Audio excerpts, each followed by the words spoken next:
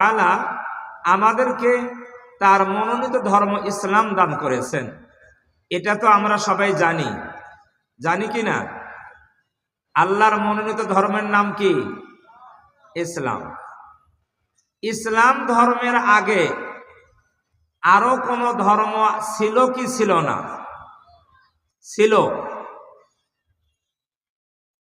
আমরা ছিল না? হ্যাঁ, কি কয়? ইসলাম ধর্মের আগে আরো অনেক ধর্ম ছিল, এখনো আছে অনেক ধর্ম। ধর্ম মূলত দুই প্রকারের। এক প্রকারের ধর্ম হলো আল্লাহ প্রদত্ত ধর্ম, আরেক প্রকারের ধর্ম হলো মানব রচিত ধর্ম। তাহলে প্রথমত ধর্ম দুই প্রকার। এক প্রকার হলো আল্লাহ প্রদত্ত ধর্ম, আরেক প্রকারের ধর্ম হলো মানব রচিত ধর্ম।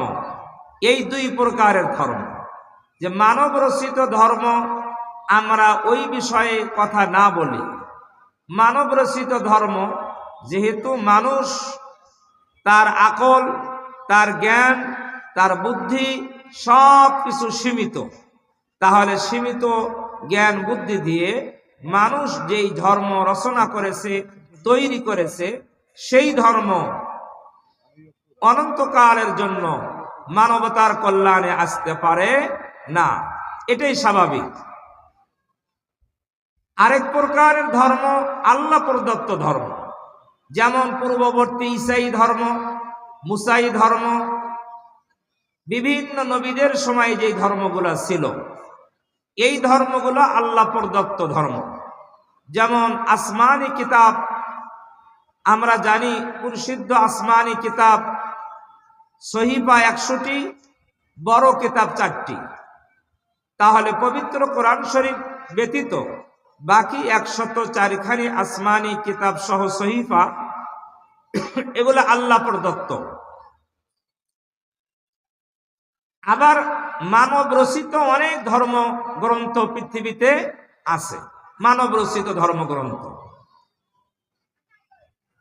যেই ধর্মগ্রন্থগুলা মানব রচিত, ওই ধর্মগ্রন্থ দিয়ে মানব রচিত ধর্ম পরিচালিত হয়।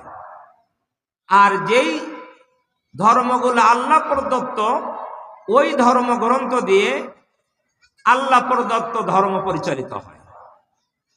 তবে ইসলাম যে ধর্ম, দ্বীন-এ কামিল, পরিপূর্ণ ধর্ম, এটাকে পরিপূর্ণ জীবন বিধান বলা হয়। ইসলাম এমন একটি ধর্ম, যেই ধর্মে এমন কোনো দিক নাই যে আল্লাহর পক্ষ থেকে কোনো সমাধান নাই। প্রত্যেকটা জায়গায়, প্রত্যেকটা সেক্টরে ইসলামের সমাধান রয়েছে।